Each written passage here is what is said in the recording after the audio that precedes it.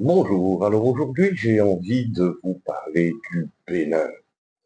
Le Bénin, depuis le seuil des temps qui nous regarde, n'a jamais montré tout ce qu'il est.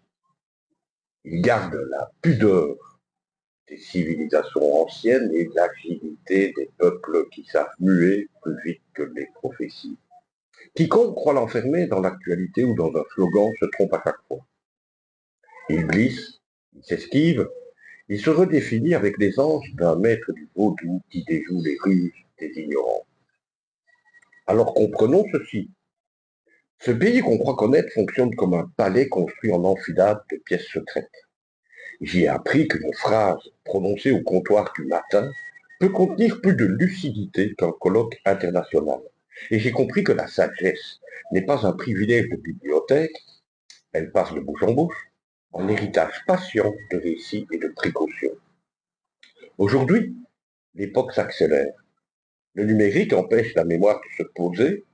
La jeunesse veut forcer le futur avant même de discerner le sens des ruines qu'elle frôle, et les puissants tentent d'enfermer demain dans des limites qui les préservent. Pourtant, les racines travaillent toujours. Elles courent sous le béton des carrefours, elles remontent à lui dans les rêves, elles s'expriment par le sourire ironique des ancêtres qui en ont vu d'autres. C'est sur ce terrain-là, au point de frottement entre l'apparence et la force souterraine, que je vous invite.